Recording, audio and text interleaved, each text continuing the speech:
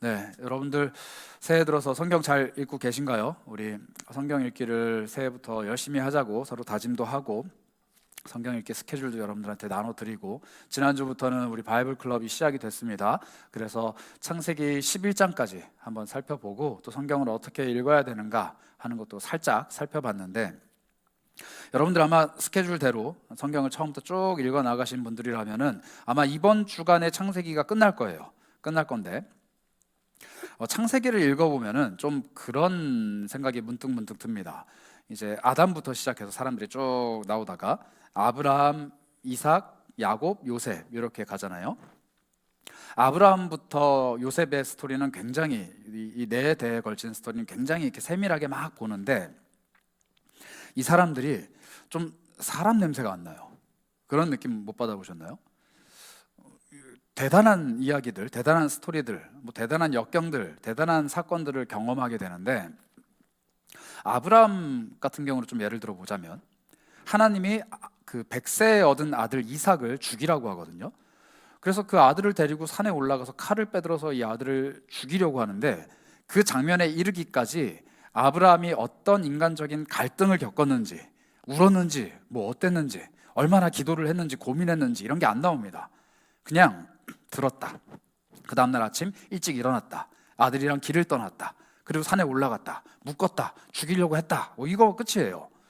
창세기에 물론 여러 가지 이야기들을 담을 수 있지만 중요한 팩트, 그 사실들을 담다 보니까 사람의 감정이 좀 누락되어 있겠죠. 물론 아브라함이 무슨 AI 로봇처럼 아무 감정도 없이 무미건조하게 자기 아들을 죽이려고 하진 않았을 테지만 이 창세기가 이야기하고 있는 바 안에서 말씀이 표현하고 있는 바 안에서 사람들의 감정이 많이 드러나지 않는다라는 겁니다. 이삭도 마찬가지고 야곱도 마찬가지예요. 어마어마한 일들을 경험하게 되는데 생각보다 그들의 감정이 성경 안에 많이 기록이 되어 있지 않아요. 그래서 사람 냄새가 좀 안 나는 존재들인데 요셉은 좀 다릅니다. 요셉도 어마어마한 일들을 겪었죠. 17살에 형들이 이제 팔아치워 버리죠. 자기를 팔아치워서 종살이를 하게 되고 이집트로 끌려가서 이런저런 일들을 겪다가 보디발의 아내가 그를 막 유혹하니까 하나님 앞에서 죄를 안 지으려고 막 열심히 애를 쓰다가 이번에는 죄수의 신분까지 내려가게 되죠. 그렇게 우여곡절 끝에 바로왕 앞에 섰을 때 나이가 30살입니다. 그러니까 17년을 고생했어요. 13년을 17살 때 가서 30살이 되기까지 13년을 소위 말하면 개고생을 하다가 이제 겨우 삶이 좀 풀렸는데 풍년이 7년이 들고 흉년이 2년이 더 듭니다. 그러니까 9년이 지나가거든요. 총 22년이 지나갑니다. 이 긴 시간들이 지나갔다라고 성경이 얘기하지 별다른 요셉의 감정에 대해서 이야기하지 않아요. 그런데 형들이 요셉 앞에 이제 흉년이 들어서 곡식을 사려고 오는데 요셉이 이집트 사람의 얼굴과 복식과 모습과 이집트어로 그들을 대하니까 형들이 못 알아보거든요. 그리고 떨어져 지낸 지가 거의 20년이 넘다 보니까 형들이 눈치를 못 채는데 그 형들 앞에서 요셉이 형들의 모습을 딱 보자마자 첫 번째 보인 반응이 눈물입니다. 울어요. 이 눈물, 하나님의 사람이 왈칵 쏟아지는 눈물을 울면서 이렇게 급하게 자리를 피해서 울고 다시 나와서 형들이랑 대화를 하는 모습을 보여주는데 이 창세기 안에 요셉이 우는 장면이 무려 3번이나 등장을 합니다.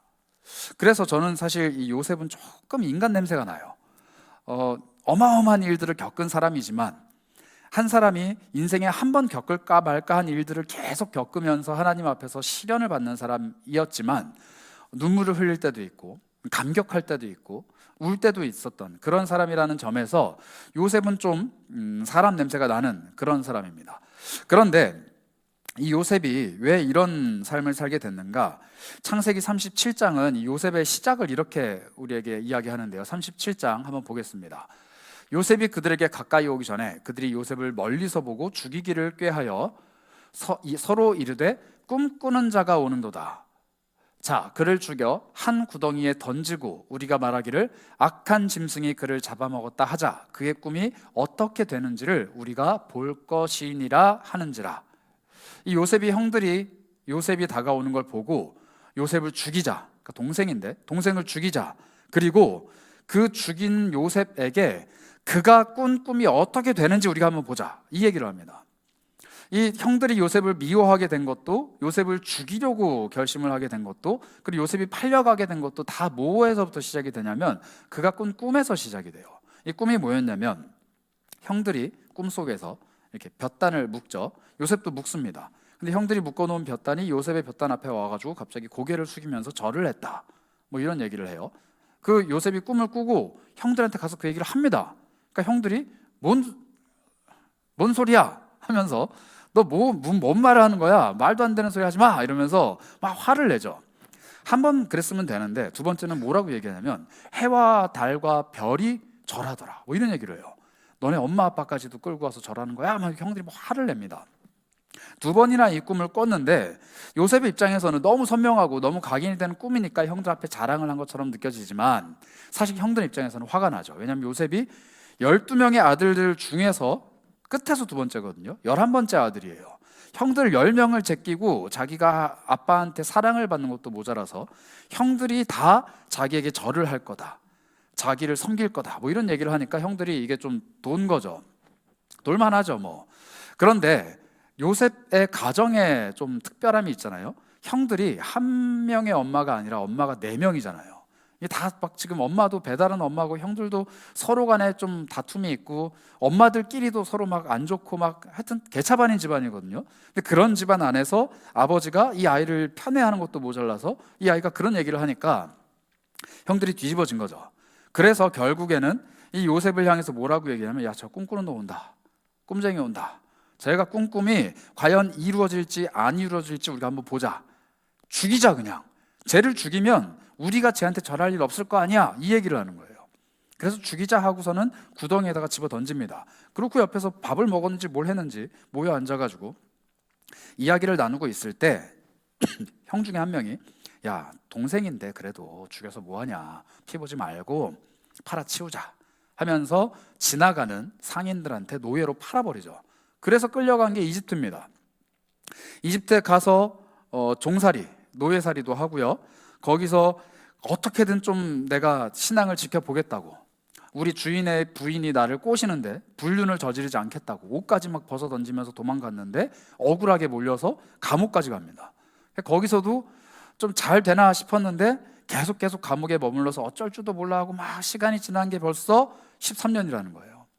이 13년의 고생이 시작된 계기가 꿈이고, 내가 그 꿈 때문에 형들한테 미움을 샀고 그 꿈 때문에 여기까지, 이 지경까지 됐는데 요셉의 마음 속에는 그 꿈을 좀 붙잡고 있었던 것 같아요. 이 꿈 때문에 내 인생이 뭐 소위 말해서 조졌다, 내가 괜히 꿈 얘기하고 이렇게 됐다가 아니라 하나님이 나에게 이 꿈을 꾸게 하셨는데, 하나님이 나에게 분명한 말씀을 하셨는데 이게 나한테 도대체 무슨 의미일까가 요셉의 마음속에 더 컸던 거죠.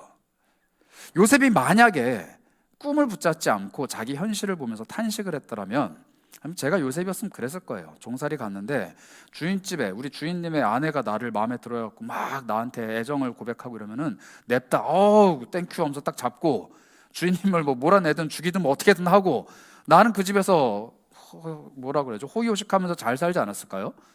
혹은 요셉이 어떻게든 뭐 자기 마음을 지켰다가 총리가 됐으면은 형들이 딱 왔을 때 냅다 그냥 칼로 그냥 형들의 목을 다 쳐버리고 없애버리고 복수를 하지 않았을까요? 그런데 요셉은 자기에게 베풀어 주신 그 하나님의 꿈을 계속 붙들고 있었던 겁니다. 계속 붙들고 있었어요. 그러다 보니까 성경 속에서 요셉을 만났던 사람들이 요셉을 어떻게 평가했느냐, 쟤는 종으로 팔려온 앤데도 불구하고 하나님이랑 제가 같이 살아가는 존재인 것 같아, 하나님이 늘 그와 함께 하시더라, 이 표현이 나옵니다. 그리고 하나님이 그의 삶을 늘 형통하게 하셨다, 이런 표현도 나옵니다. 계속 나와요. 이게 현실은 뭐냐면 종이에요. 노예입니다. 종놈이거든요. 그런데 하나님이 그 사람과 함께 하셨다 그래요. 현실은 지금 감옥에 갇혀 있는 존재인데 형통하다라고 얘기를 합니다. 요셉도 자신의 삶을 그렇게 바라본 것 같아요. 그리고 나중에 진짜 잘 돼서 총리가 돼가지고 형들을 마주했을 때 그때야 비로소 요셉이 어떤 반응을 하냐면 울어요. 여러분 20대 30대 청년의 시간을 지나갈 때 저도 돌아보니까 울었던 경험이 좀 많이 있습니다. 40대가 되면 안 울 것 같기도 한데 뭐 눈물이 좀 많이 줄긴 했지만 젊을 때는 참 많이 울었던 것 같아요. 근데 그 눈물의 이유를 좀 잘 되짚어 볼 필요 있습니다. 여러분들 정말로 하나님께서 나에게 주신 약속, 하나님께서 나에게 베풀어 주신 꿈, 하나님이 나에게 주신 목표, 하나님께서 나에게 말씀하신 그 말씀을 붙잡고 살아가는데 내 인생이 너무 고되고 너무 괴롭고 내 인생이 잘 안 풀려서 속상한 마음에 울고 있는 거예요? 아니면 하나님과 전혀 상관없이 그냥 내 인생의 문제, 그냥 내 인생의 어려움, 그냥 내 인생의 여러 괴로움들이 내 눈에서 눈물 찔끔 나오게 하는 거예요? 이거 잘 살펴봐야 된다는 겁니다. 내가 지금 정말로 하나님께서 주신 어떤 비전이나 하나님께서 나에게 하신 약속들이나 하나님께서 나에게 베풀어 주신 꿈들을 위해서 열심히 살아가다가 땀도 흘리고 눈물도 흘리고 내가 괴롭기도 하고 막 이러면은 모르겠는데, 이런 것들은 나에게 없고 일단 오늘 어떻게든 살아가야 되는데 일이 잘 안 풀리고 내 삶이 영 마음에도 안 들고 잘 안 되고 뭐 이래서 그냥 눈물 한 방울 찔끔찔끔 나오고 나 스스로를 돌아보니 참 초라하고 뭐 이런 눈물이 내 속에 있냐는 거죠. 여러분들 가장 최근에 울었던 적은 언제입니까? 눈물이 눈에서 떨어졌던 것뿐만 아니라 내 마음이 울었던 적이 언제냐는 거예요. 그 우는 내 마음이 울고 있을 때 여러분들이 하나님 앞에 있었습니까? 아니면은 세상 혹은 여러분들의 삶 앞에 있었습니까?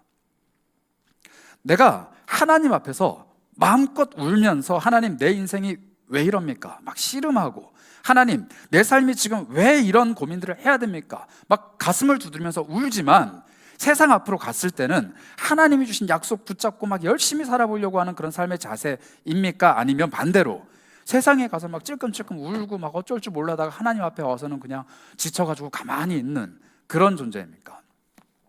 울어야 될 때를 잘 구별해야 돼요.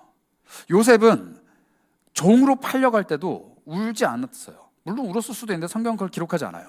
울지 않았습니다. 요셉은 억울한 일을 당해서 감옥에 갇혔을 때도 울지 않았습니다. 요셉은 자기 목에 칼이 들어오고 자기 인생이 위협당하고 자기 인생이 다 끝났다고 생각하는 그 순간에도 울지 않았다는 거예요. 그가 울었던 때는 언제냐면 하나님이 주신 꿈이 자기 눈앞에서 실현됐을 때예요. 20년도 더 되는 긴 시간들이 내 삶에서 다 지나가고 나서 하나님 그때 나에게 꾸게 하셨던 그 꿈이 지금 내 눈앞에서 실현되는군요 라는 이 감격에 젖어 있는 눈물을 터뜨렸다라는 거예요. 여러분 이왕에 울 거면, 이왕에 하나님 앞에서 눈물을 보일 거면은 하나님 내 인생 왜 이럽니까 하면서 우는 것보다는 하나님 내 인생이 왜 이럽니까, 그런데 이 인생에 약속하신 하나님의 은혜가 이제서야 내 눈앞에 보이는군요 라고 하면서 그 눈에서 눈물을 터지는 게 더 낫지 않겠는가입니다. 그래서 우리는 아직 젊기 때문에 우리는 약속을 찾아야 되는 사람인 거지, 하나님의 약속을 붙들기 위해서 애를 써야 되는 사람들인 거지, 울면서 주저앉아 있기에는 아직 조금 이릅니다. 물론 눈물이 나죠. 물론 내 삶에 눈물이 좀 떨어질 때가 있죠. 물론 내 삶에 슬플 때가 옵니다. 그런데 그 순간순간들을 그저 주저앉아서 눈물 짓고 울고 하나님 앞에서 한바탕 해치우고 또 그냥 일어나서 걸어가야 돼요. 빨리 뛰어가야 돼요. 하나님 주신 약속을 붙잡아야 돼요. 왜냐하면 내 인생은 아직 진행 중이기 때문이에요. 내 인생은 아직 진행형이에요. 하나님이 주신 약속이 빨리빨리 내 삶에 이루어질 수 있지만 하나님이 주신 약속이 내 삶에 이제 진행되기 시작하는 시점이기 때문에 젊을 때, 청년의 때 하나님의 약속을 붙잡고 그 약속대로 살아가려고 한 걸음 두 걸음 내딛고 있을 그때에는 눈물 흘리고 주저앉아 있는 게 아니라 나중에 울 거를 예약해 놓고 지금 이 꽉 깨물고 하나님 앞에서 걸어가고 달려가고 뛰어가야 될 때라는 겁니다.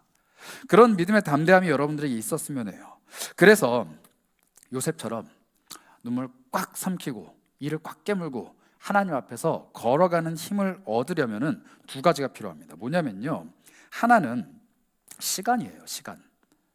여러분, 시간이 굉장히 중요합니다. 하나님 앞에서 하나님의 말씀이, 내가 받은 하나님의 약속의 말씀이, 나에게 주셨던 하나님의 은혜의 말씀들이 그냥 이 성경책을 읽으면서 이 말씀 되게 은혜된다, 좋다 하고 딱 내 것이 되는 게 아닙니다.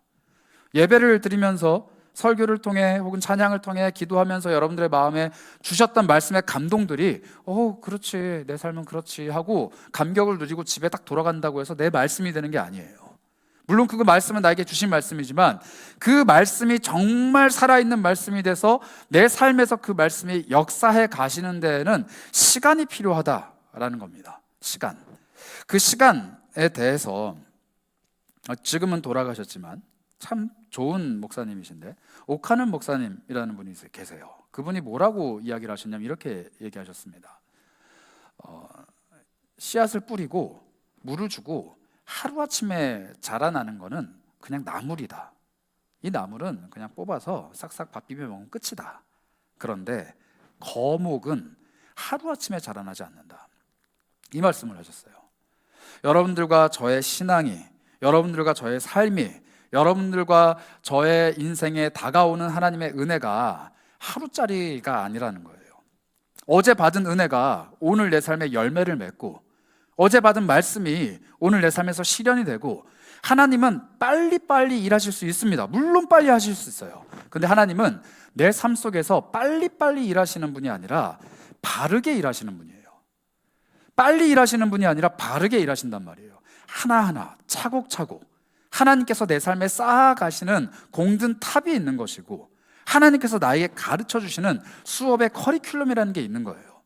하나하나 만들어 가시는 그 하나님이 내 삶을 바르게 빚어가시는 순간들이 내 삶에 쌓여야 되고 그 긴 시간들이, 오랜 시간들이 내 삶에 쌓였을 때 끝끝내 하나님의 말씀이 내 삶에 완성된 퍼즐처럼 완성된 조각품처럼 다가올 때가 있다는 것입니다.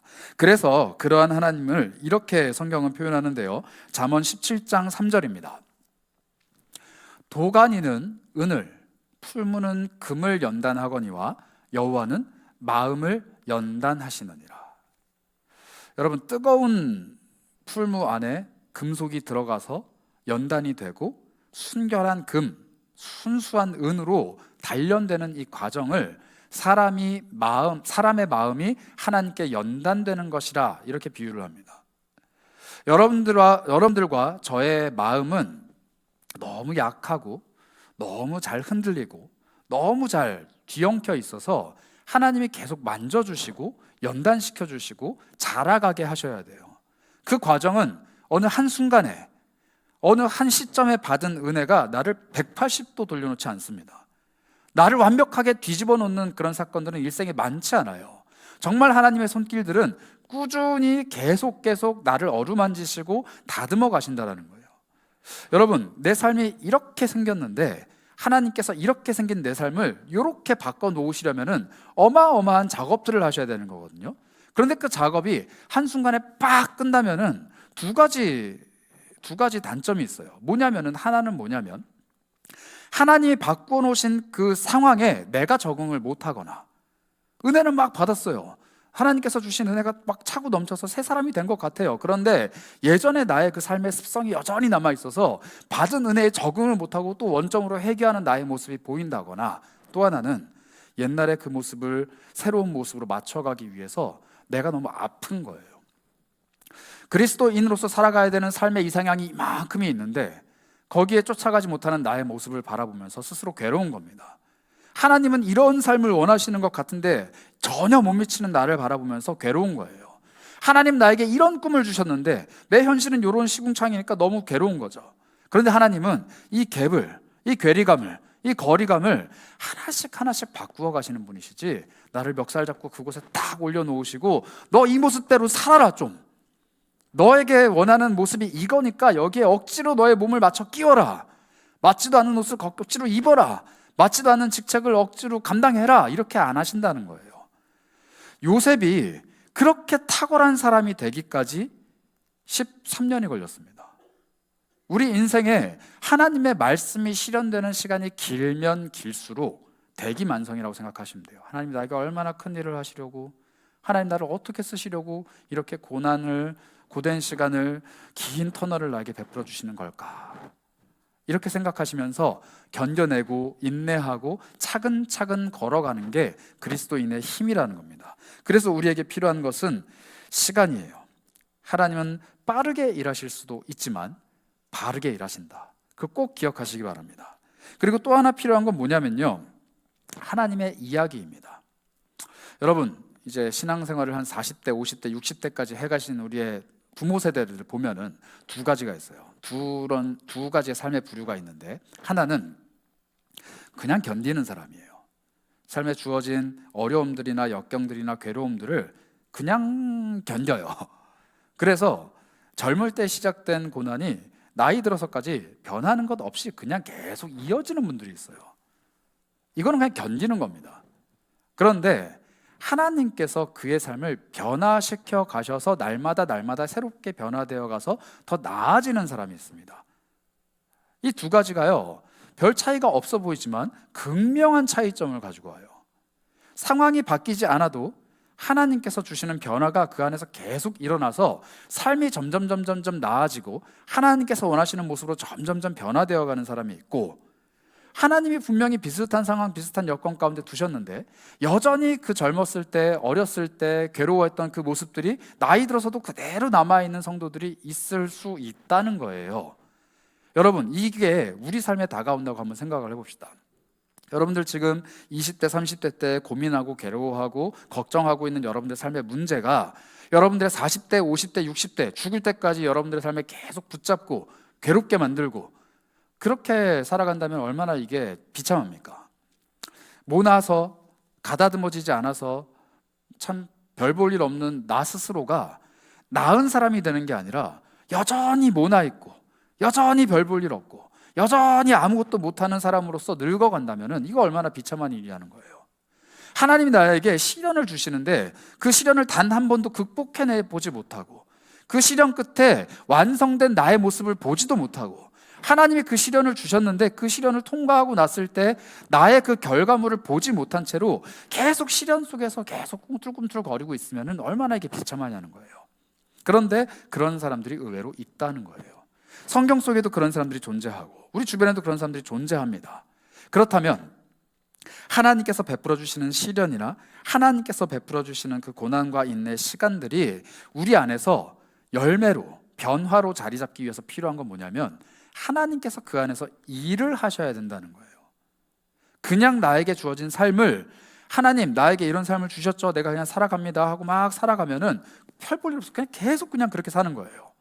그런데 이 삶을 하나님께서 나에게 주신 이유를 찾아내고 하나님께서 이 삶에 뭘 하실지를 기대하고 맡겨드리고 하나님이 일하시도록 하고 그 안에서 하나님이 만져가시는 것들을 경험하고 또 하나님께 내어드리고 하나님이 막 뭘 하시고 내가 변화되고 또 하나님께 내어드리고 하나님이 일하시고, 이게 막 계속 반복이 되면은 하나님의 이야기, 하나님의 일하심, 하나님의 살아계심이 내 삶에 나타난다라는 거예요.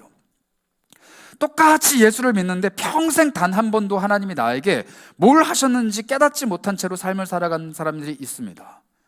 똑같이 예수를 믿는데 하나님이 내 삶에 도대체 무슨 일을 하시는 건지 간증거리 하나 없이, 고백할 거리 하나 없이 그냥 늙어가는 사람들이 있어요. 반대로 똑같이 하나님을 믿는데 하나님이 내 삶에 매일매일 역사하셔서 날마다 하나님의 이야기가 내 삶에 넘치는 사람들이 있습니다. 우리는 후자가 돼야 돼요. 하나님이 내 삶에 뭘 하시는지, 어떤 이야기를 써 내려가시는지, 무엇을 하기를 원하시는지, 도대체 뭘 만져가시는지를 날마다 내어드리고 거기에 하나님이 일하시는 것을 받아 적는 사람이 되어야 된다는 겁니다.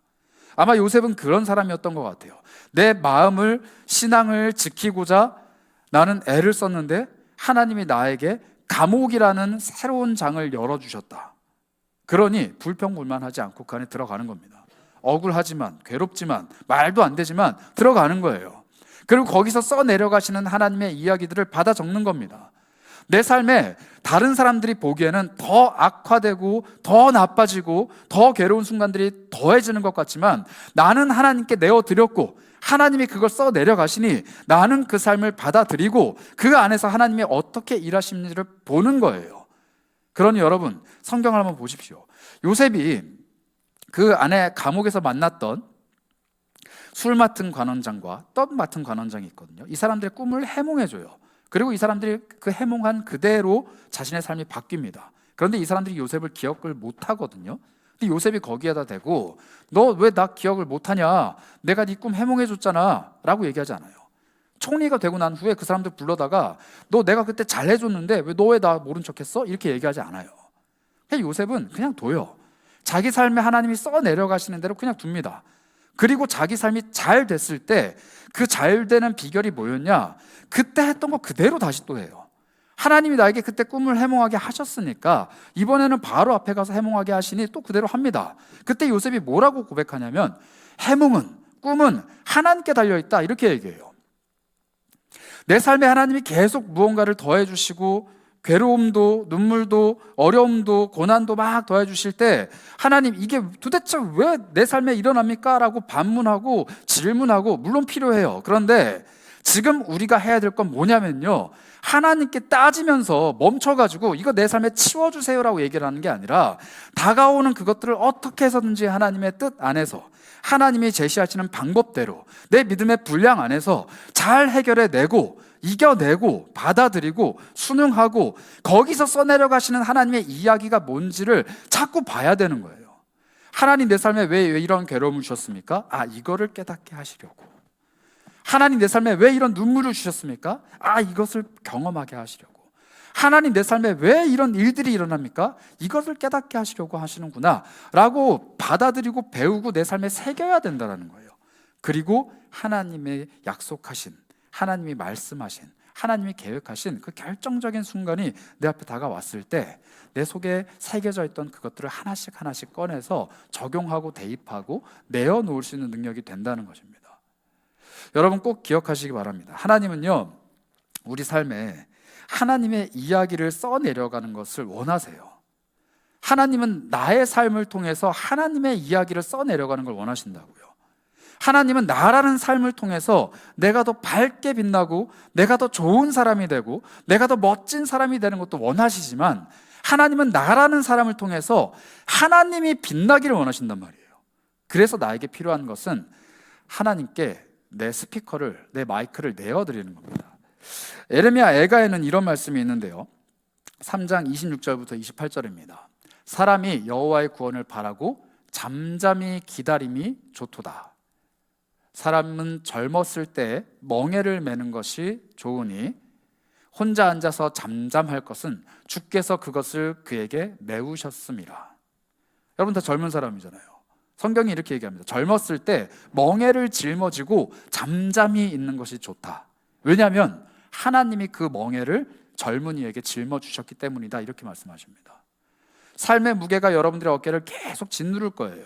우리 가정이 가지고 있는 문제, 내가 갖고 있는 어려움, 내가 지금 극복해내야 되는 삶의 여러 가지 문제들이 내 어깨에 계속 가중치처럼 쌓여 나갈 때 그 멍에를 짊어지고 나서 탄식하고 후회하고 눈물 짓는 것이 아니라 하나님 앞에 잠잠히 하나님을 바라는 겁니다. 하나님 내 어깨 위에 왜 이게 얹혀져 있습니까? 하나님 내 어깨 위에 지금 왜 이 멍에가 얹어져 있습니까? 하나님께 질문하고 하나님께서 답해 주시고 하나님을 알아가는 이 과정이 내 삶의 이야기로 쌓여야 된다는 겁니다. 그래서 제가 저희 아내를 좀 소개하는 멘트를 좀 가르쳐 드릴게요. 저희 아내는 굉장히 예쁩니다. 네, 굉장히 왜 비웃냐 갑자기. 굉장히 예뻐요. 제 눈에는 굉장히 예쁜데, 제가 아내를 처음 만났을 때, 연애를 할 때는 이제 뭐 주변에서 친구들 물어보죠. 뭐 어떤 사람이야? 이렇게 물어보잖아요. 그럼 이렇게 소개를 했어요. 예쁘고 착해. 이 두 단어가 되게 많았어요. 되게 예쁘고 되게 착해.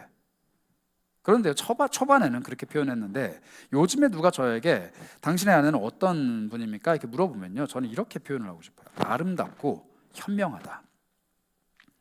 여전히 예쁩니다. 여전히 예쁜데 외적인 아름다움이 아니라 그 안에 있는 내면의 아름다움이 저에게는 이제 보여요. 처음에 그냥 연애 처음 시작할 때는 그 속에 뭐가 들어있는지 어떻게 알고 우리가 만나요? 그냥 얼굴 보고 만나는 거지. 하나님은 중심을 보시지만 사람은 외모를 본다라고 성경이 써 있잖아요. 사람이니까 외모 보잖아요. 내가 어떻게 그 마음속에 들어갔다 나와요? 나는 그냥 외모를 보고 그 사람이 좋았을 뿐이에요. 너무 세속적인 것 같지만 니네도 다 그렇게 연애할 거야. 외모를 보고 만나야죠. 만나는데 이 사람과 결혼을 하고 오랜 시간 같이 지내다 보니까 이 사람의 겉모습이 아니라 그 속에 있는 내면의 아름다움이 이제 눈에 보인다라는 거예요. 그리고 이 사람이 착하죠. 아주 착해요. 젠틀하고 정말 좋아요. 겉으로 드러나는 모습들은. 그런데 이 사람이 아이를 낳고 아이를 기르는 모습을 보면서, 또 가정을 돌보는 모습을 보면서, 남편인 저에게 하는 모습을 보면서 이 사람에 있는 내면의 그 현명함이, 현숙함이 저에게 느껴진다는 거예요. 이거는 제가 아니고서는 발견할 수 없는 그 사람의 모습입니다. 옆집에 있는 다른 남자가 그걸 알면 안 되잖아요. 제가 남편이니까 제가 알아야 되는 모습이잖아요. 하나님과의 관계도 똑같다는 거예요. 여러분, 성경 속에 나와 있는 수많은 얘기들로 그냥 읽으면서 하나님 그런 분이구나, 그렇구나, 피상적으로 아는 하나님이 아니라 내 삶에 깊이 들어오셔서 말씀해 주시고 내 삶을 만져주시고 나에게 가르쳐 주시고 그걸 통해서 보여주시는 하나님의 그 모습들이 나에게 깊이 들어와야 내 하나님이 어떤 하나님인지를 알게 되고 그분과 나와의 이야기가 내 삶에 적어져 내려간다는 겁니다. 여러분들이 만약에 하나님 앞에서 일기를 쓴다면 어떤 이야기들이 적혀 있을 것 같아요? 하나님 앞에서 여러분들의 삶을 고백한다고 하면 어떤 이야기들을 적어 내려가실 겁니까? 하나님이 적어 내려가시는 이야기가 더 많았으면 좋겠어요. 하나님에 관한 이야기, 내가 하고 싶은 이야기가 아니라 하나님께서 하시고 싶은 이야기가 내 삶에 더 많았으면 좋겠고, 내 삶을 통해서 내가 어떠한 존재인지가 막 드러나는 게 아니라 내 삶을 통해 하나님이 어떠한 존재이신지가 더 많이 드러났으면 좋겠고, 내가 살아온 삶의 발자국들을 돌아보니까 내가 정말 열심히 달려갈 때도 있었고 막 기어서라도 고군분투할 때가 있었고 주저앉아서 울 때가 있었고 막 그런 게 아니라 나와 동행하시는 하나님의 발자국만 선명하게 드러났으면 좋겠고, 이게 그리스도인들이 살아가야 되는 삶의 자세라는 겁니다. 그래서 저는 이런 장면이 좀 떠오릅니다. 여러분 그런 유튜브 보셨는지 모르겠는데 유튜브 콘텐츠 중에 이런 게 있어요. 뭐 카페나 뭐 바나 술집이나 고깃집이나 뭐 이렇게 가면은 BGM을 틀잖아요. 그래서 어떤 가수의 노래가 막 나와요. 그럼 사람들이 그냥 이제 앉아갖고 자기들끼리 막 놉니다. 커피도 마시고 이야기도 하고 밥도 먹고 막 놀아요. 그런데 그 노래가 사실 뭐냐면은 숨겨진 공간에서 그 곡의 원곡, 그 곡을 불렀던 가수가 라이브로 부르고 있는 거예요. 근데 가수가 부르니까 잘 모르죠 이제. 근데 그 가수의 이제 유명한 곡들을 이제 부르죠. 그리고 굉장히 뛰어난 보컬리스트들이에요. 뭐 김여루 씨라든지 이영현 씨라든지 인순이 씨라든지 이렇게 대단한 보컬들이 그 안에서 실제로 불러요. 그럼 사람들이 들으면서 막 이러면서 좋아해요. 그래서 어떻게 합니까? 따라 불러요. 막 그렇지 하면서 막 여기 테이블에 앉아서 막 따라 부르고 막 흥얼흥얼 하거든요. 근데 그 콘텐츠에서 이제 뭘 하냐면은 그 사람들이 라이브로 그걸 부르면서 나타나면요 사람들이 깜짝 놀래고 소리를 질러요. 자기가 듣고 있는 게 지금 라이브인 걸 알고. 그러면은 막 앉아가지고 그래 이 곡이 명곡이지 하면서 막 따라 불렀던 사람들이 그 가수가 나와서 이거 부르고 있잖아요. 그럼 똑같이 하는 행동이 뭐냐면은 노래를 안 해요. 그렇죠? 그 사람이 막 하는데 옆에서 그렇지 하면서 같이 부르는 사람 별로 없어요. 원곡을 부르는 그 가수가 눈앞에서 막 부르고 있으면 대부분 뭘 하면 핸드폰 꺼내서 찍거나 막 이러면서 막 이래요. 그 가수보다 더 큰 목소리로 노래를 부르는 사람이 없다는 거예요. 이게 바로 하나님이 우리 삶에서 하나님이 글을 써내려 가시기 시작할 때 나타나는 태도입니다. 하나님이 내 삶을 통해서 가장 완벽한 계획, 완벽한 뜻, 완벽한 꿈을 기록해 가시는데 거기에 내가 뭘 더할 필요가 없는 거예요. 하나님이 내 삶을 통해서 무언가를 말씀하고 싶어 하시는데 거기에 내가 뭔가를 덧붙일 이유가 없다는 겁니다. 하나님이 나를 통해서, 내 삶을 통해서, 나의 고백을 통해서 하나님께서 영광 받고 싶어 하시는데 거기에 나의 이야기, 나의 고백, 나의 생각, 나의 의견 들어갈 이유가 없다는 거예요. 가장 노래를 잘 부르는 그 가수가 지금 명곡을 외치고 있는데 거기에서 내가 더 잘 부릅니다 하면서 나타날 사람이 없는 것처럼 하나님이 내 인생에 지금 말씀하시기 시작하고 하나님이 내 삶을 만져가시기 시작하고 하나님이 내 삶을 끌고 가시기 시작하면은 내가 거기서 뭐 이렇게 더 할 필요가 없다라는 거죠. 여러분, 하나님께서 여러분들의 삶에 말씀하시고 만져가시고 이야기를 써내려 가시고 하나님의 무언가가 펼쳐지시는 여러분들의 삶이 되길 바라요. 그러기 위해서는 아까 뭐가 필요하다고 했죠? 시간. 하나님은 절대 빠르게 우리 삶에 나타나시지 않는다. 바르게 하나하나 준비된 사람에게 하나님이 끝끝내 나타나신다는 거, 그 시간이 필요하다는 것을 잊지 마시고 그 오랜 시간이 지나간 후에 내 삶에 쓰여져 내려가는 그 하나님의 이야기가 반드시 꽃 피울 것이라는 그 믿음을 잃지 않으시기 바랍니다. 그래서 여러분 말씀을 좀 마무리하면서 이 요셉의 모습을 바라보며 우리 예수님의 모습을 좀 생각했으면 좋겠어요. 저는 이 요셉이 울면서도 그 자신의 꿈대로 이루어지는 이 상황을 막 보면서 요셉이 울면서도 자기가 해야 될 일들을 막 하거든요. 그 모습 속에서 예수님의 모습이 좀 보입니다. 여러분, 예수님이 눈물을 흘리시면서 우는 장면이 성경에 나오는데 어디냐면요, 요한복음 11장 35절이에요. 한번 보겠습니다. 굉장히 간결한 문장인데요, 예수께서 눈물을 흘리셨다 이렇게 얘기합니다. 이게 무슨 장면이냐면요, 나사로가 죽어서 무덤에 들어가 있고요, 그의 가족들이 그걸 보면서 막 울고 있는 장면이에요. 하나님이 예수님을 통해서 우리에게 보여주시는 꿈과도 같은 이야기가 뭐냐면 부활입니다. 예수님이 돌아가시고 3일 만에 살아나시거든요. 그러면서 뭘 말씀하시느냐, 내가 사망의 권세를 이겨냈고 내가 죄의 구속을 이겨냈다라는 걸 우리에게 선포해 주시고 우리에게 그 꿈을 꾸게 하실 건데, 예수님이 그 꿈을 안고 이 땅에 오셨는데 그걸 미리 보여주시는 거예요. 나사로라는 사람의 부활을 통해서. 그런데 여전히 그 꿈을 잘 알지 못하고 눈물 흘리고 있는 사람들을 보시면서 예수님이 우십니다. 사람들은 오해를 해요. 저 봐라, 예수가 나사로라는 사람을 얼마나 좋아했는지 한번 봐라, 안타까워하잖아, 이렇게 얘기를 해요. 근데 예수님의 마음속에는 안타까운 마음 반, 그리고 또 하나는 감격스러운 마음 반이었을 것 같아요. 하나님, 이 나사로의 부활을 통해서 사람들이 살아계신 하나님의 능력을 보게 되는 것처럼 얼마 뒤면 내가 죽고 내가 부활할 건데 그 모습을 통해 하나님이 하나님의 구원을, 하나님의 사랑을 이 사람들에게 펼쳐 보여주실 거를 내가 확신합니다. 여러분, 내 삶에 꾸어진 꿈이, 내 삶에 갖고 있는 소망이 내 눈앞에서 실현되는 것만큼 기쁜 일이 어디 있어요. 그때 여러분들 우셨으면 좋겠어요. 하나님, 나에게 이걸 성취해 내시다니 정말로 하나님은 하나님입니다. 하나님, 내가 이 꿈을 꿨는데 내 꿈이 내 삶에 이루어지다니 정말로 하나님 살아계십니다. 이렇게 박수치면서 우는 게 정말 멋있는 거지, 하나님 내 인생은 이게 뭡니까 찔끔, 이렇게 비참한 인생 살지 말자고요. 여러분, 꼭 하나님께서 여러분들의 삶에 꿈꾸게 하시고 목표하게 하시고 여러분들의 삶에서 소망하게 하신 그 일들이 여러분들의 삶에 이루어지기를 축복합니다. 대신 그냥 일어나는 게 아니라, 가만히 있는데 일어나는 게 아니라 하나님 안에서 정말 끊임없이 연단받으며 오랜 시간 동안 하나님과 고민하며 하나님이 써내려가시는 그 이야기가 여러분들 속에 충만하게 차고 넘쳐서 남들이 와서 어떻게 그 꿈을 이룰 수 있었습니까? 어떻게 그 꿈이 당신에게 현실이 됐습니까? 물어볼 때 하나님이 내 삶에 이렇게 써내려가셨습니다, 하나님만 보여드릴 수 있는 그런 사람들이 되셨으면 좋겠어요. 여러분들, 예수께서도 우셨다, 그 이야기를 꼭 기억하십시오. 예수님도 우셨습니다. 그러나 그 눈물은 후회와 탄식의 눈물이 아닙니다.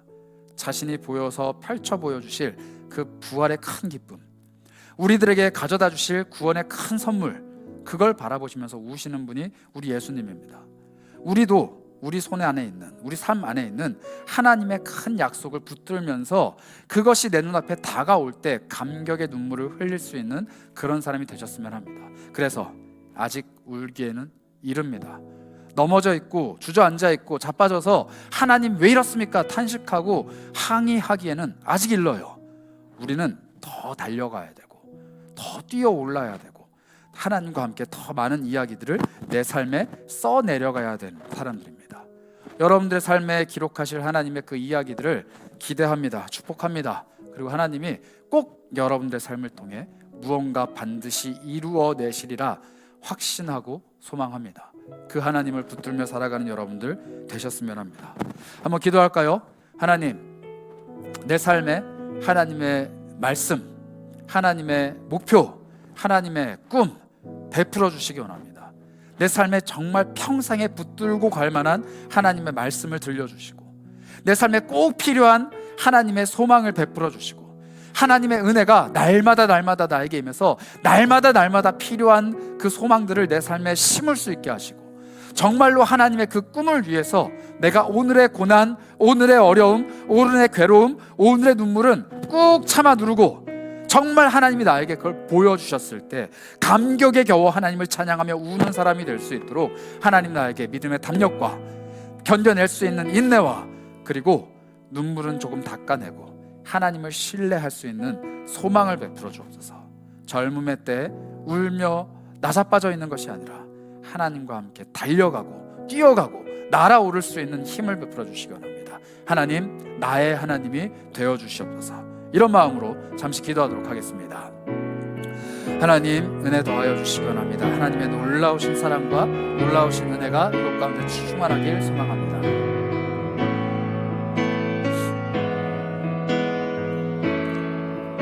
하나님이 채워주시는 은혜가 우리 안에 있기 원합니다. 하나님께서 만져가시는 은혜가 우리 안에 있기 원합니다.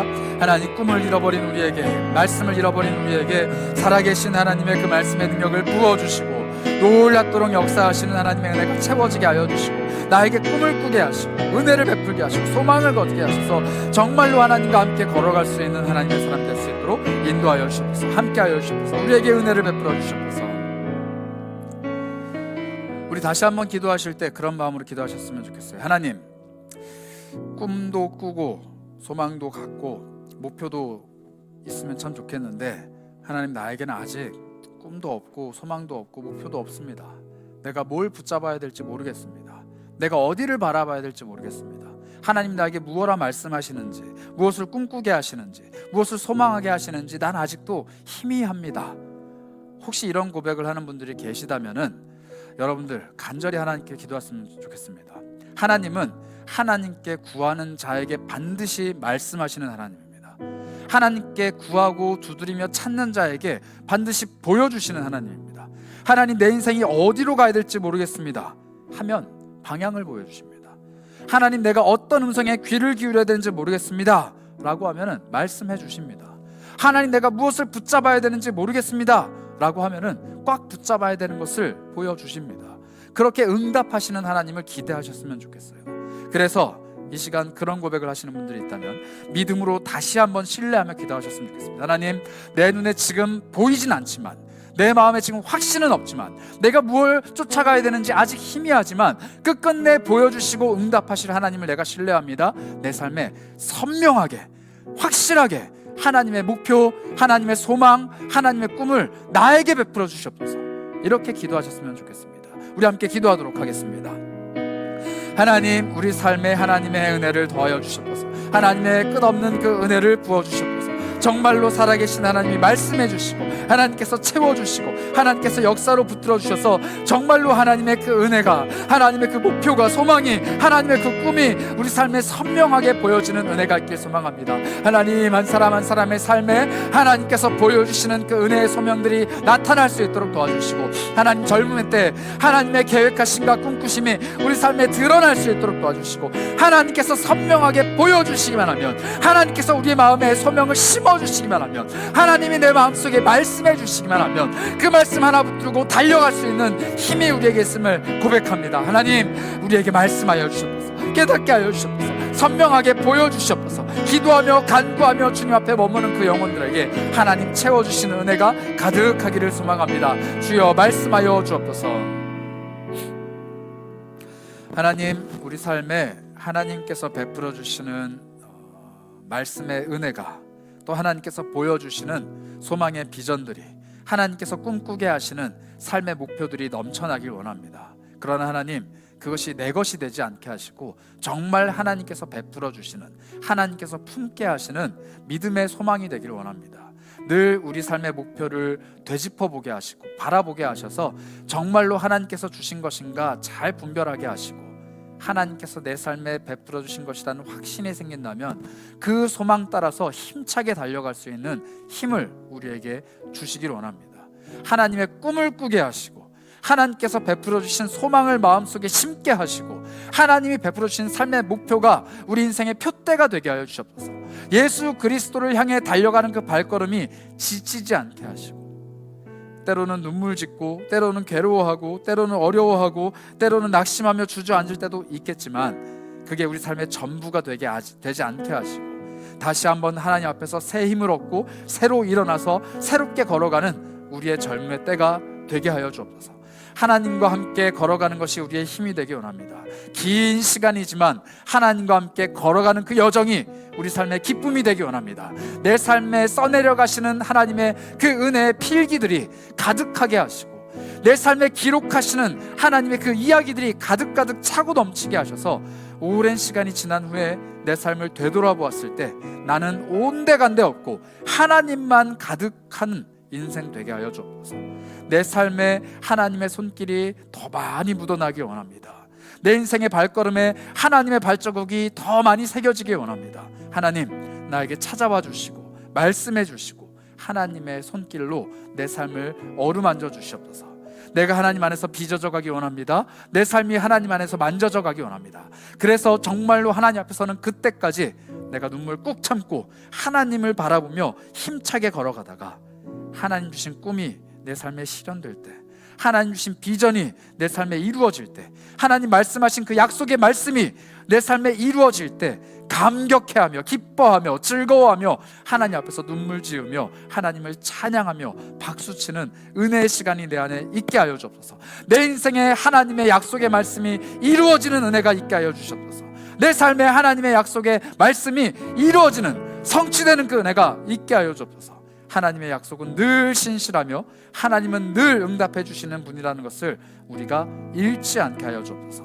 감사드립니다. 우리 주 예수 그리스도의 이름으로 기도합니다. 아멘. 함께 찬양하며 나아가겠습니다. 내 삶은 하나님의 것입니다. 내 삶은 하나님께서 써내려 가시는 하나님의 삶입니다. 그 믿음의 고백, 그 믿음의 결단을 담아서 함께 찬양하도록 하겠습니다. 주님 내 길을 잘 아시고 내 걸음 아시네. 어둠에서 빛을 내시는 그분을 믿네. 무엇으로 주를 섬길지 어디로 가야 할지 헤매이는 나를 아시고 길을 여시네. 다시 한번 고백합시다. 주님 내 길을 잘 아시는 분이십니다. 내 길을 잘 아시고 내 걸음 아시네. 서 빛을 내시는 그분을 믿네. 무엇으로 주를 섬길지 어디로 가야 할지 헤매이는 나를 아시고 길을 여시네. 믿음으로 고백합시다. 내 삶은 주의 것, 내 삶은 주의 것, 내 삶은 주의 것. 온전한 신뢰를 주께 드리네. 보이지 않아도 믿음으로 걷네. 주 영광 바라보며 주만 따르네. 다시 한번 처음부터 찬양할까요? 주님 내 길을 아십니다. 내 길을 잘 아시고 내 걸음 아시네. 어둠에서 빛을 내시는 그분을 믿네. 무엇으로 주를 섬길지 어디로 가야 할지 헤매이는 나를 아시고 길을 여시네. 내 삶을 붙드시는 주님을 찬양합니다. 내 삶은 주의 것, 삶은 주의 것, 내 삶은 주의 것. 온전한 신뢰를 주께 드리네. 보이지 않아도 믿음으로 걷네. 주 영광 바라보며 주만 따르네. 고백합시다.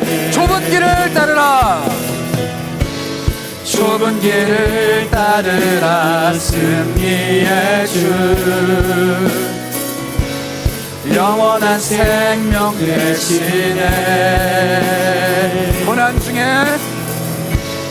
고난 중에 순종을 배워가며 너의 모든 삶 맡겨드리네. 다시 한번 고백합시다. 좁은 길을 따르라.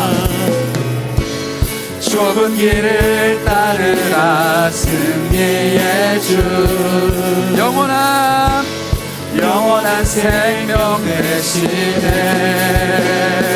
목소리 높여서 고난 중에 순종을 배워가며 너의 모든 삶을 주께 맡겨드리라. 우리 노래합시다. 내 삶은 주의 것, 내 삶은 주의 것, 내 삶은 주의 것, 온전한 신뢰를 주께 드리네. 보이지 않아도 믿음으로 걷네. 주 영광 바라보며 다시 한번 고백합시다. 내 삶은 주의 것, 내 삶은 주의 것, 내 삶은 주의 것, 온전한 신뢰를 주께 드리네. 아멘. 보이지 않아도 믿음으로 걷네. 주 영광 바라보며 주만 따르네. 우리 한번 결단하며 기도하며 나아가겠습니다. 여러분, 우리의 삶이 주님 것이라면 우리 삶에 써내려 가시는 이야기도 주님의 이야기입니다. 내 삶이 어디로 흘러가든지, 내 삶이 어느 곳으로 처박히든지, 내 삶이 어떠한 일을 경험하든지, 내가 어떤 어려움을 겪어가든지 모두 다 주님의 것이라면 그건 하나님이 써내려 가시는 이야기입니다. 우리가 할 일은 하나님이 써내려 가시는 그 이야기가 얼마나 아름답고 얼마나 환상적이며 얼마나 기쁨인지를 경험하고 함께 노래해야 하는 것입니다. 여러분, 우리에게는 시간이 필요합니다. 하나님의 이야기가 쓰여질 시간이 필요해요. 여러분, 우리에게는 하나님의 이야기거리가 필요합니다. 그래서 우리는 오랜 시간 인내하며 참고 견뎌야 돼요. 그리고 그 이야기가 그 지필이 끝을 향해 갈 때 우리는 정말로 하나님 앞에서 기뻐하며 울 수 있는 겁니다. 여러분, 섣부르게 울지 마십시오. 하나님이 여러분들에게 눈물을 주시는 게 아닙니다. 여러분, 섣부르게 하나님을 판단하지 마십시오. 하나님이 여러분들에게 좌절을 주시는 게 아닙니다. 여러분, 하나님의 이야기를 섣부르게 마침표 찍지 마시기 바랍니다. 하나님은 여전히 여러분들의 삶을 통해 이야기를 써내려 가실 것입니다. 그런 하나님을 신뢰하신다면 오늘 고백한 대로 하나님께 기도하시기 바랍니다. 하나님, 내 삶은 주님의 것입니다. 내 모든 것 다 주님의 것입니다. 하나님이 마음대로 사용하여 주시고 마음대로 이야기를 써내려 가시고 하나님의 것 삼아 주시고 하나님께서 이것을 통해서 홀로 영광 받아 주시옵소서. 나는 하나님의 이야기를 그저 듣겠습니다. 내 삶에 하나님의 이야기를 펼쳐 보여 주시옵소서. 그렇게 하나님께 내 삶을 맡겨드리는 믿음의 결단을 담아 기도하도록 하겠습니다. 함께 기도하겠습니다. 하나님, 내 삶은 주님의 것입니다. 내 모든 것은 다 주님의 것입니다. 내 것이 다 주님의 것입니다. 내 삶에서 내려가실 하나님의 그 이야기를 내가 기대합니다. 꿈꿉니다. 소망합니다. 간절히 바라봅니다. 하나님, 내 삶이 아직 섣부르게 눈물 짓지 않기를 원합니다. 내 삶이 아직 섣부르게 낙심하지 않기를 원합니다. 포기하지 않기를 원합니다. 나는 여전히 하나님과 함께 이야기를 써내려가는 사람입니다. 나는 여전히 하나님의 시간 안에 머물러 있는 사람입니다. 나는 여전히 하나님의 거목으로 자라가고 있는 사람입니다. 내 삶을 섣부르게 끝맺지 않게 하시고, 내 삶을 섣부르게 마침표 찍지 않게 하시고, 내 삶에 섣부르게 결론을 짓지 않게 하시고, 내 삶에 섣부른 결단을 내리지 않게 하여 주옵소서. 오로지 일하실 하나님을 바라보게 하시고, 믿음으로 주님을 신뢰하게 하시고, 믿음으로 주님께 맡겨드리게 하시고, 하나님께서 베풀으시는 그 은혜가 내 삶에 열매 맺을 수 있도록 내어드리는 사람 되게 하여 주옵소서. 말씀하시면 귀담아 듣게 하시고, 하나님이 말씀하시는 그때 우리 마음이 주님을 바라보게 하여 주옵소서. 여러분, 다시 한번 기도하실 때 자신을 위해서 이렇게 기도하셨으면 좋겠어요. 하나님이 말씀하실 때, 하나님의 이야기를 써내려 가실 때 내가 그것을 잘 캐치할 수 있는 영적인 예민함이 있기를 원합니다. 하나님이 말씀하시는데 그 말씀 듣지 못하고 내 고집대로, 내가 하고 싶은 이야기대로, 내가 털어놓고 싶은 말대로 살아가는 사람이 아니라 하나님께서 말씀하시는 대로 살아갈 수 있도록 내 귓가에 끊임없이 말씀해 주시고, 성경을 펼칠 때마다 나에게 이야기해 주시고, 예배할 때마다 나에게 정말 사랑의 그 음성을 들려주시고, 하나님의 말씀 앞에 머물 때마다 내 인생을 향한 그 하나님의 뜨거운 살아있는 말씀이 다가올 수 있도록 하나님, 나의 영혼을 활짝 열어주시고 내 귀를 열어주시고 내 마음을 열어주셔서 주의 말씀을 듣게 하여 주옵소서. 오늘의 예배, 하나님의 말씀을 듣는 예배 되게 하시고 말씀을 마주할 때마다 내 인생이 하나님께 더 가까이 가게 하셔서 하나님의 음성을 듣는 그 기쁨이 내 안에 있게 하여 주시옵소서. 하나님이 말씀하시면 내가 들을 수 있는 영혼이 될 수 있도록 나를 위해서 다시 한번 기도하도록 하겠습니다. 기도합니다. 하나님, 그 말씀을 듣고 그 말씀에 반응하고 그 말씀에 귀를 기울이는 사람 되기 원합니다. 살아계신 하나님의 말씀의 능력이 내 안에 나타나기 원합니다. 말씀이 나에게 말씀하실 때 그 말씀에 귀를 기울이기 원합니다. 하나님, 마음문이 닫혀있지 않게 하시고 어둡고 깨어져 있고 낙심한 영혼들을 주께서 이렇게 세워주시고 잠들어 있는 영혼들을 깨워주시고 성령의 은혜로 충만하게 덧입혀 주셔서 내 안에 성령의 은혜를 충만하게 세워주시기 원합니다. 내 안에 하나님의 영적인 경각심이 일어나게 하셔서 내 귀를 열어주셔서 내 마음을 열어주셔서 하나님의 음성을 들을 수 있도록 인도하여 주셔서 주님 한 명의 한 명의 말씀 속에 하나님의 말씀을 덧입혀 주시고 성령님 채워주셔서 그 말씀에 내가 살아날 수 있도록 인도하여 주시길 소망합니다. 잠들어 있는 우리의 영혼을 깨워주시고 하나님 앞에서 눈물 짓고 하나님 앞에서 낙심하고 하나님 앞에서 땅을 바라보고 있는 모든 영혼들을 일으켜 세워주셔서 하늘을 바라보게 하시고 하나님을 바라보게 하시며 하나님의 그 말씀의 은혜를 바라보며 하나님의 그 꿈을 바라보며 하나님의 그 목표를 바라보며 하나님을 갈망하게 하여 주셔서 정말로 내 삶에 임하시는 하나님의 그 은혜를 갈망하길 소망합니다. 하나님께서 말씀하시는 그 말씀의 은혜를 체험하길 소망합니다. 주님께서 말씀해 주시는 그 은혜가 주님께서 깨닫게 하시는 그 말씀의 은혜가 우리 안에 나타날 수 있도록 도와주시고 마음을 두드리고 삶을 두드리고 영혼을 두드리는 그 말씀이 정말 살아있는 말씀이 되어 육신이 되어 우리 안에 거하시는 말씀의 은혜가 충만하게 새길 수 있도록 인도하여 주시옵소서. 하나님, 우리의 영혼을 활짝 열어주시길 소망합니다. 우리의 마음을 활짝 열어주시길 소망합니다. 우리의 귀를 활짝 열어주시길 소망합니다. 그래서 말씀하시는 그 하나님 앞에 머무르게 하시고 주님이 말씀하실 때 귀담아 듣게 하시고 그 말씀이 내 마음속에 새겨지게 하시고 내 삶을 변화시켜 주시고 내 생각과 내 마음과 내 삶의 방향을 교정해 주시는 그 말씀의 은혜가 내 안에 있기를 원합니다. 그게 있어야 내가 꿈을 꿀 수가 있습니다. 그게 있어야 내 인생의 목표를 찾을 수가 있습니다. 그게 있어야 하나님께서 주시는 비전이 뭔가를 발견해낼 수 있습니다. 그래야 내가 하나님 앞에서 눈물 짓지 않고 그것을 향해 달려갈 수 있습니다.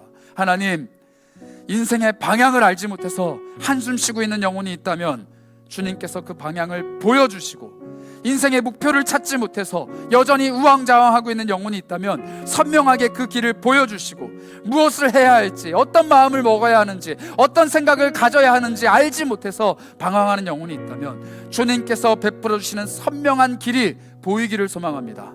그 끝자락에 서 계시는 우리 주님을 발견하기 원합니다. 그 인생의 끝자락에, 그 인생의 목표점에 서 계시는 주님을 우리가 발견해내기 원합니다. 그래서 지치지 않게 하시고 눈물 짓지 않게 하시고 머물러 있지 않게 하시고 날마다 날마다 그 주님을 향해 걸어가는 은혜가 우리 삶에 넘쳐나게 하여 주시옵소서. 하나님, 주님과 함께 걸어가는 그 길, 눈물 흘릴 수도 있고 힘겨워할 수도 있고 쓰러질 수도 있고 주저앉을 수도 있지만 그게 끝이 아니라 다시 일어나서 주님과 함께 내 삶의 주님의 이야기를 적어가는 우리가 되기 원합니다. 하나님께서 써내려 가시는 그 이야기가 끝나지 않았으니 우리가 여전히 주님을 신뢰합니다. 하나님께서 내 삶에 써내려 가시는 그 이야기가 여전히 현재 진행형이니 내가 주님을 신뢰하기 원합니다. 하나님, 내 삶을 통해 역사하실 하나님의 이야기가 아름답게 끝맺으리라 확신합니다. 그러니 오늘 나에게 필요한 은혜의 말씀을 허락하여 주시옵소서. 내 삶을 통해서 하나님이 어떻게 더 밝게 빛나실지, 내 삶을 통해서 하나님이 어떻게 더 영광스러워지실지, 내 삶을 통해서 어떻게 사람들이 하나님을 알게 될지를 기대하는 마음으로 하나님과 매일매일 동행하는 우리 모두가 되게 하여 주옵소서. 하나님을 구하고 찾는 모든 이들에게 응답하시리라 확신합니다. 말씀 앞에 머물게 하여 주옵소서. 감사드리며 우리 주 예수 그리스도의 이름으로 기도합니다. 아멘. 지금은 말씀이 육신되어 우리 가운데 거하시며 늘 말씀하시고 늘 꿈을 새겨주시며 늘 우리를 향해 비전을 선포하고 계시는 우리 주 예수 그리스도의 한이 없으신 은혜와 우리를 늘 그 크신 사랑 가운데 인도하시며 말씀으로 동행하시며 꿈과 비전을 보여주시며 인생의 목적지가 되어주시는 하나님 아버지의 놀라우신 사랑하심과 날마다 그 말씀이 귓가에 들려오며 내 삶이 변화되어 가는 것을 깨닫게 하시는 성령님의 교통하심이 이제는 하나님과 함께 시간을 보내겠다, 하나님이 내 인생에 써내려 가시는 이야기를 적어가겠다 결단하고 소망하며 고개 숙인 사랑하는 영혼들 머리 위에 지금부터 영원토록 함께 있을지어다. 아멘.